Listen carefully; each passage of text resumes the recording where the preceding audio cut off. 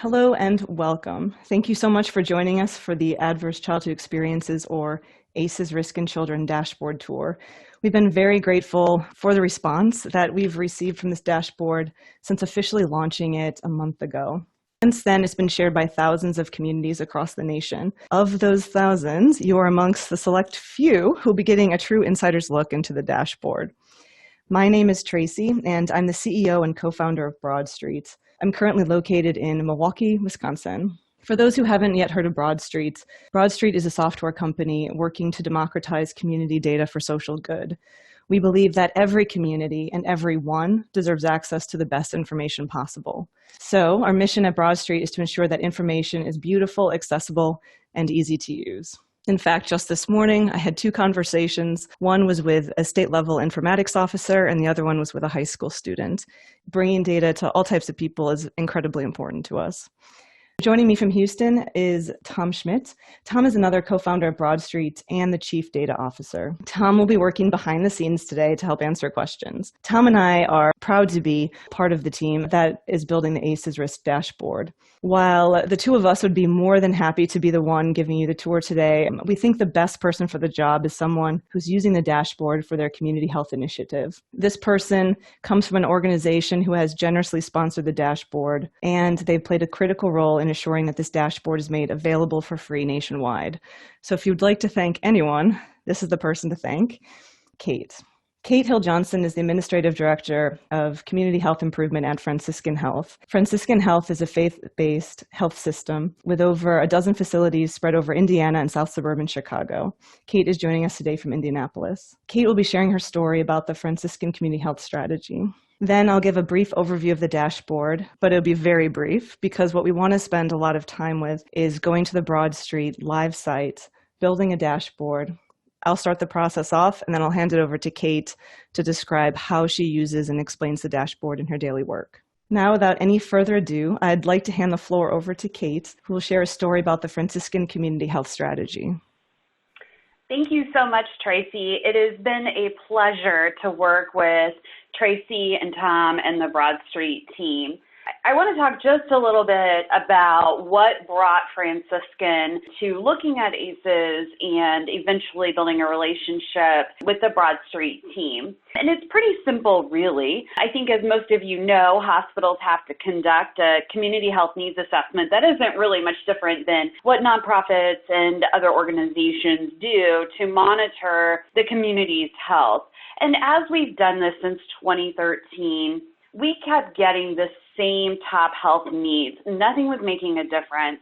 And at the time, we were doing what a lot of hospitals do. We were chasing disease states. When we talked about going to root cause, we would go from diabetes to physical activity and nutrition and talk a little bit about food insecurity. But we really wanted to dig deeper because of the rates, especially in Indiana and South Chicago, around child maltreatment. We're the second worst in the nation, as well as substance abuse disorders and mental health issues.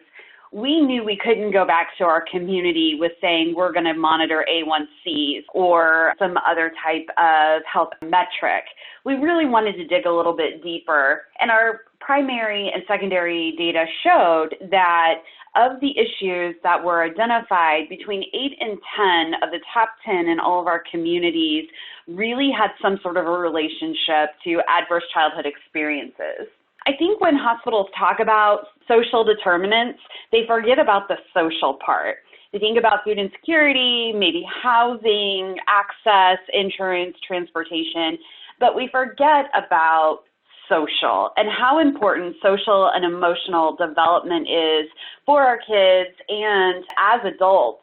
So addressing these root issues and really digging into childhood trauma is big, it's complex, it's hard, but we found so much support within our community. So we stopped from just saying diabetes, heart disease, and cancer, and really went to childhood trauma as our focus with lots of activities and interventions underneath that. Another thing that happens in Indiana is that we have a really poor public health infrastructure. We are one of the lowest funded in public health dollars, both at the state and federal level. So there's not a lot of good data to rely on. I've spent a lot of time with Dr. Robert Anda, who is the co-author of the original Adverse Childhood Experiences study. And I know very well that we can apply the statistics that they found in the original survey to determine how many people in each of our communities have a number of ACEs. But ACEs are unique to each individual, and our goal wasn't to fix the individual, but to build communities that are more resilient and capable of helping and being the safety net to all of the families and youth, not just the Franciscan health patients. So when we were working with Dr. Anda and Laura Porter, we came to understand ACEs in a very different way. We didn't want to just ask everyone to score themselves on ACEs and put that in a medical record. We wanted something a little more meaningful from a community perspective. But what we found is that no one had data. When we talked to our state agencies, our health departments, the hospital associations, we really struggled to understand and pinpoint exactly which communities needed to be prioritized. And that's where we contacted BroadStreet. I had met Tracy and Tom at a conference a few years ago and loved the platform. And as we were developing Franciscan health pages, I kept bringing up ACEs, and together created this concept of the ACEs dashboard that we're talking about today. So as part of our campaign and the work that we do with our dashboards, we created a campaign in our state, in Indiana, as well as in South Chicago.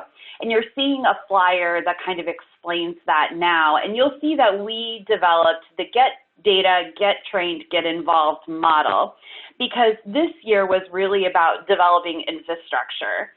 So Get Data is the BroadStreet platform and the ACEs dashboards that you'll see. Get Trained is through ACEs Interface. That's Dr. Anda and Laura Porter's company. And Get Involved is both online through ACEs Connection, as well as in person through Community Resiliency Coalitions. We're using the Growing Healthy Coalitions 2.0 model that really gets into capacity building infrastructure and eventually developing self-healing communities. So we're excited, and we're looking forward to being in our communities even more now that we have this infrastructure and understand which communities need our help the most. So I'll send it back to Tracy. Thanks so much, Kate. I hope you can hear how important this project is. And we are, of course, very honored to be one of the technology partners. There's a lot of people on the phone who are very familiar with adverse childhood experiences. So I appreciate that this is a very simplified diagram, mostly to explain the dashboard. So at a very high level, our goal was to look at risk of ACEs in children under the age of 18. We also provided benchmarks for some health and social concerns that have been associated with ACEs. These concerns, as you know, may happen in the teen years, as an adult, or at the end of life. To determine risk, we did make assumptions based on the literature. So we defined risk as parental poverty, economic hardship, and other family stressors like being a single parent. We recognize that stressors like this do not necessarily lead to ACEs. That's where resilience comes in as a protective factor. So one important caveat of this dashboard is that, as Kate mentioned, we did not measure ACEs directly. ACEs include abuse, neglect, household dysfunction that occur in childhood, and unfortunately, in many cases, the only way to know if someone has experienced or is experiencing toxic stress is to ask. Some states have conducted surveys. Some organizations conduct interviews. And this is extremely valuable and essential work that's needed to assess ACEs in communities, but it is not information that we had access to. We drew from nationally available public data sets, and our goal was to help the entire country get insight into both the risk of ACEs in children, as well as the health and social concerns, including risky behaviors like drug abuse and deaths of despair. Our hope is to help point to opportunities in communities to increase resilience, target resources, and decrease the emergence of these health and social concerns. With that overview, we're going to dive into BroadStreet. For those who would like to follow along on their own desktops, I'm here at broadstreet.io. I'm going to create a new dashboard starting from scratch, especially since a lot of you haven't done that yet. And then after I create the dashboard, Kate will take over and walk through what she sees and what she looks at when she's viewing the dashboard. So first things first, I'm saying dashboard, but here on BroadStreet, we use terms like dashboard, report, and stories. We use those all interchangeably. And part of the reason we do that is because whether it's a report, a dashboard, or a story really changes as the members use it in different ways. And so we try to be cognizant of people's own language. If you're just getting started, the first step is to sign up and then to sign in. Sign in is required on BroadStreet. Once you've signed in, you'll see this homepage. The first thing you may notice is that the entire site is built on cards. Cards are most definitely the building blocks of BroadStreet. People ask us why this is. It's really because it makes the site mobile friendly. Also, cards can be collected and saved under My Favorites or as part of your own story. So we really like this aspect of collecting cards. Back on the home page, there are essentially templates for dashboards or reports, and then we have other tools like our map room. If at any point you feel overwhelmed or get lost or stuck or want something that we don't have, my little face is in the lower corner here. If it's not there, you can always toggle the help here, and here on the left navigation, you can contact us. If you're getting the sense that we want to hear from you, that's absolutely true. We want this to be a useful tool for you and your community. All right, that is your orientation to BroadStreet. Let's get started building an ACEs Risk in Children dashboard. These cards are basically buttons. I do have a lot of saved areas, but if you're starting out, you probably need to start a new area. This is our area selector. Our area selector lets you pick a list of zip codes, counties, or cities, villages, and towns. I'm going to pick county. And I'm going to do Lake, Indiana, and Porter. This is a region that Kate is familiar with and works within. I'm going to name my area, and I'm going to generate that area. Generating the area does two things. It lets you see it, and then it also creates this secondary list of zip codes and cities. The reason why this is because we like to keep data in its native format. So for instance, if data such as 500 cities data comes only by city, then we have kind of a backup list from you. But in most cases, wherever possible, the 2-county region is what will be used. All right, now next. All right, so bada bing, bada boom. We have created a new dashboard. Right now, it's giving you the option of going to view the published version of this dashboard. We'll jump to that in just a second. It also asks if you want to edit it. I'm going to go into the editor because the first thing I always like to do is to edit the title. I run a lot of reports, and this just helps. So one thing about BroadStreet is that all of the text is editable, and cards can be shuffled like so. I don't want to mess with it too much because obviously we're going to see what this template looks like. All right, so I'm going to save it and then view. So here it is. This is what we call the published story report or dashboard. I'll give a quick overview and I'll hand it over to Kate. It starts out with just a little bit of background on adverse childhood experiences. And then after that, it has about 30 different data and map cards. And these data and map cards cover 3 topics. The first is basic demographics for children under the age of 18, ACEs risk, as we talked about earlier, and health and social concerns at the very end. Now I'm going to hand it over to Kate, who can walk us through the rest of the dashboard, and I'll be controlling the mouse as Kate leads the discussion. I want to talk a little bit about ways to use this data. One of the things to remember is that we're looking at some generalities when we talk about communities, not specific households. When we look at the demographics, it's important to know in terms of ACEs prevalence is that just because we see low-income families doesn't necessarily mean that they have a higher risk or probability of having high ACE scores.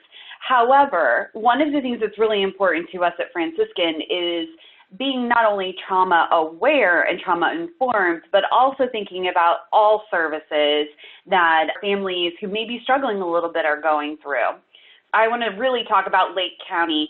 Up at the top, that's Lake Michigan. If you know anything about Indiana, you know that Gary has had its share of troubles.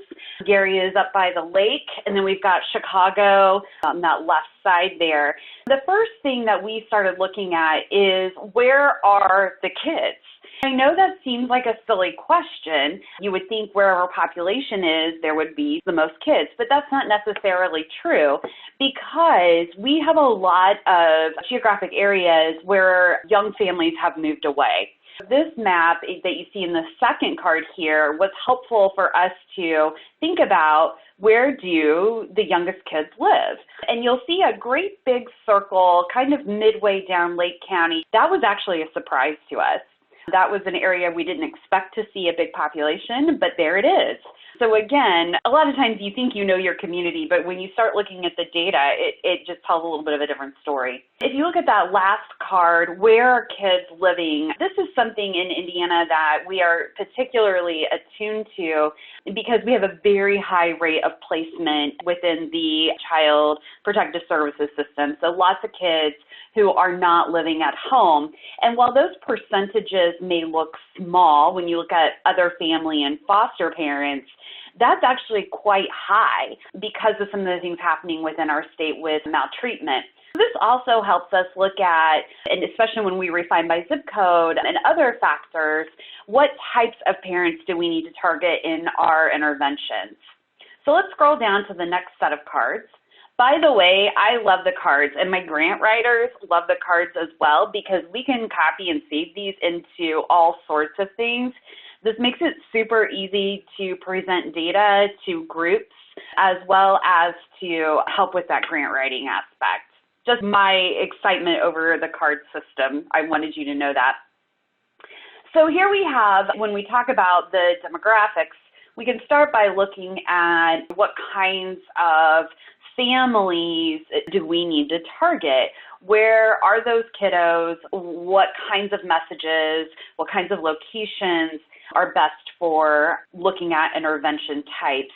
So this data helps us refine how we're going to use our limited resources to reach the kids who are most at need. Let's scroll down to kids living in poverty. We know poverty causes a lot of stress. That doesn't necessarily equate to an ACE score. But if you are familiar with the adverse community experiences, you'll see poverty, racism, institutional bias, things like that show up.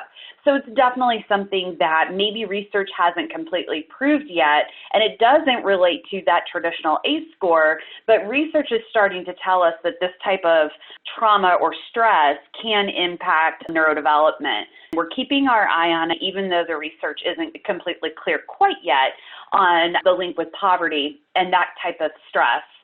So again, if you look at that top row all the way over to the right side, you'll see that deep poverty was something that we really wanted to consider, and this is one of my favorite cards because it shows us, again, where are those kids that are in deep poverty that need the most in terms of safety net supports. And we clearly have an area identified here that we need to spend some time. What's interesting is that I have 4 hospitals in this county, in the county that the pointer is on right now, and that's not necessarily an area where we serve a lot of people. So I've been working with other health systems that do serve that area, looking at how we can work together to get some resources into those neighborhoods. If you'll scroll down to that second row, of course, we're keeping an eye on our free reduced lunch and below 185% of poverty. And that's also something that tells us where kids are that need insurance, who can get on CHIP so that they have better health coverage. So let's scroll down to the next group of cards. I love the Area Deprivation Index because it's kind of like a cheat sheet.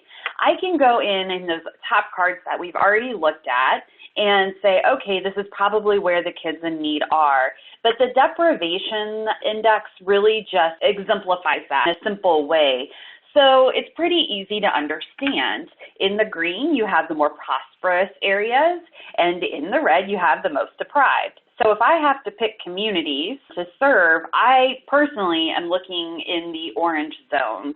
The darker, the more concerned I am about all of the social determinants, but especially what's happening with our kiddos.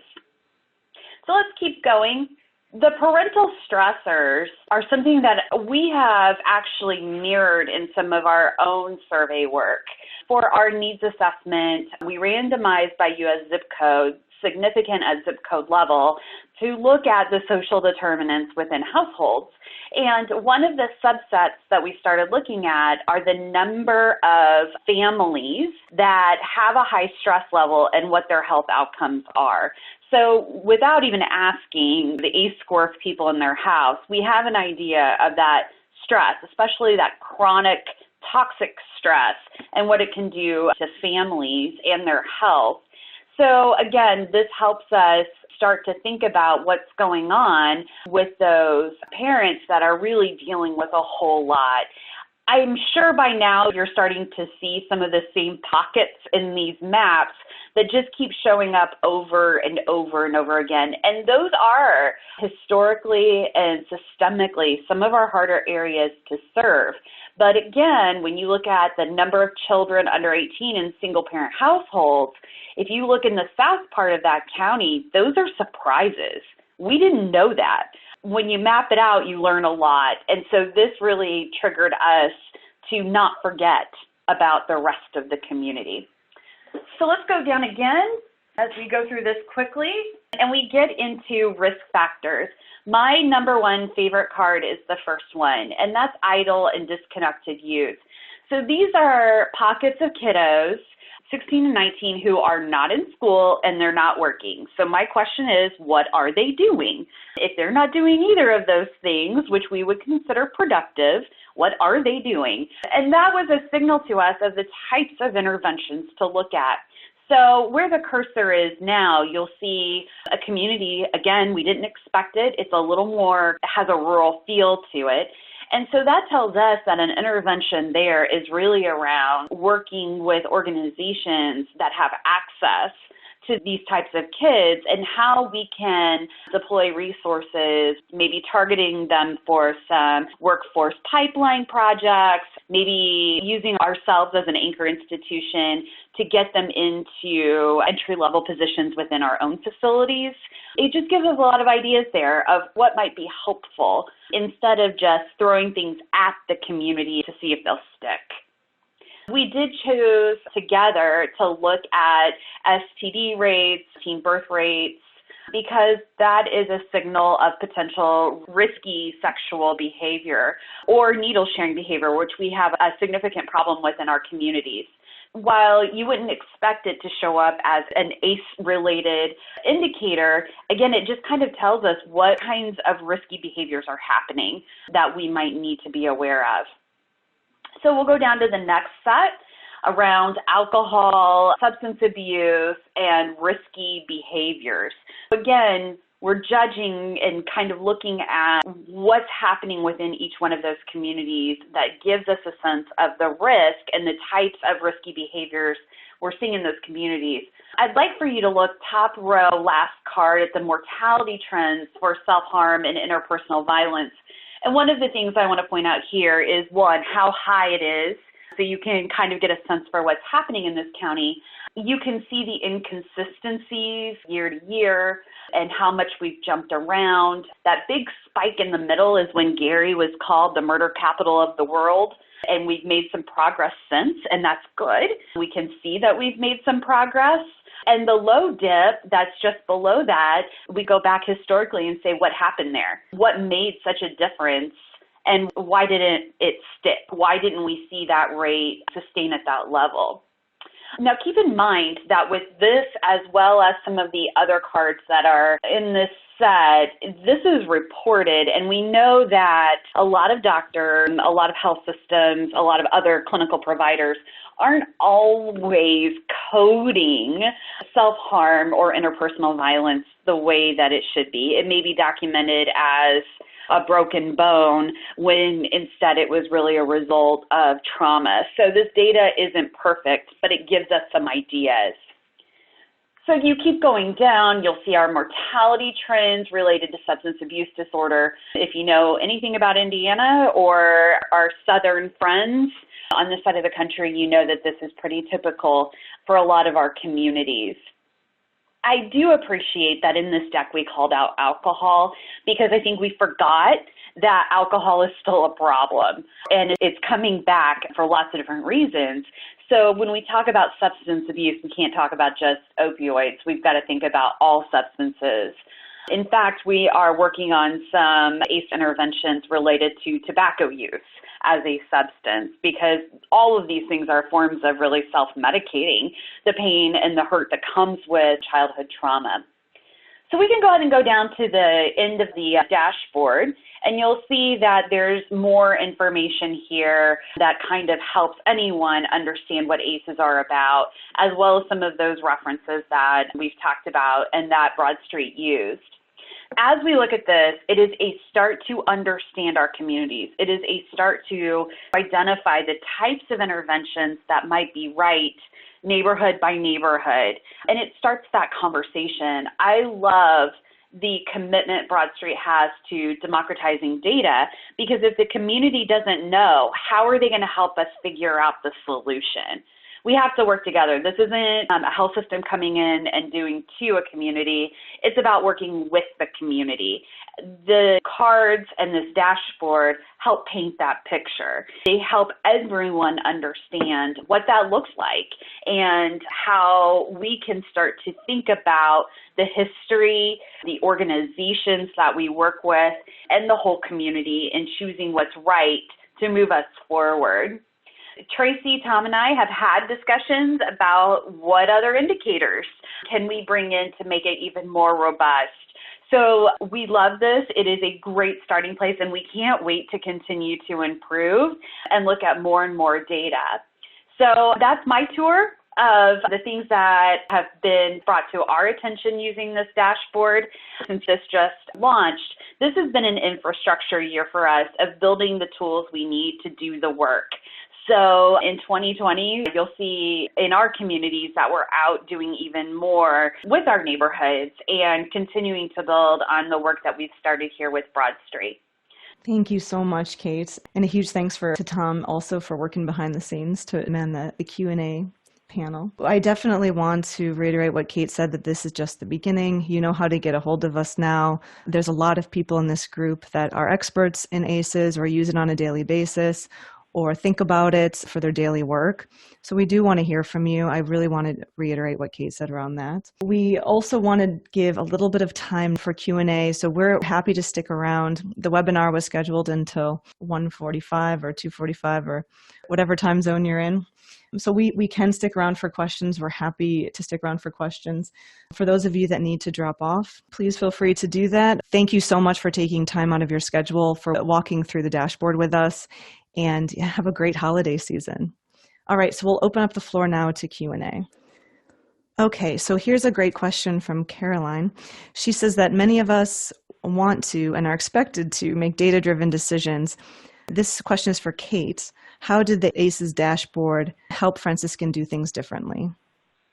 There are a couple of things that we really thought about. One is that if you're familiar with community benefit, we're always looking for, how do we know we did a good job? If you work with communities and you're offering interventions, did it actually help? And a lot of what we're looking at is that these indicators serve as our baseline. They're kind of our first benchmark so that we can see the story up until today, and then going forward, we can start to look at these indicators to see if we've made a difference. The other thing that was really important to us is that we are not a wealthy health system. Our patients are mostly on government insurance types or charity care, and we don't have a lot of extra resources. So we have to be very intentional as to where we go and what type of resources to provide. I think the most important piece, though, is that it gave us clues as to which partners to engage. like I said, there was a big ball in the upper part of our county where we don't have a lot of resources. This county has about 600,000 people in it, so it's pretty populous. And with 4 hospitals sprinkled throughout, there are just zones that we don't work in. And it gave me an opportunity to build relationships with the other health systems in the county to say, hey, this is my data, and I'm seeing something in your community that you do a better job of serving. How can I help you look at this? And are you willing to provide some intervention? I don't have to own it all. I don't think there's any one of us who say that I'm alone going to solve this childhood trauma issue. So if I can get some other health partners engaged and involved, I'm thrilled. I don't care who does the work. I just want kids to be better. So that was really a powerful piece for us to build some relationships that we weren't used to necessarily building. The IDLE teen rate was also a great place for us to start engaging with first responders and police, kind of public safety in general, to be able to go to that community and say, hey, we noticed that you have a really high level. Tell us more about what you're seeing, and can we build something together? So again, kind of getting to those non-traditional partners that healthcare systems tend to forget about. I can't say we have a metric that we've improved by X% because this was our baseline. This was the infrastructure we needed in order to be able to answer some of those questions. Great. Thank you so much, Kate. A few other questions came in just around logistics of the website. It does use a lot of modern data visualization and mapping software, and so the absolute best browser for it is Chrome. And there was also a question around a key for the colors. There's obviously a dot map with lots of different colors on it. This particular dot map is about children under 18 by race. So if you click on the map, you'll get a big version, and that big version will have a key on it. All right. We have a great question from Katrina who says, have you used the map room feature? And if so, how has it informed your work? I believe that question is for Kate. Yes, we have started to work in the map room.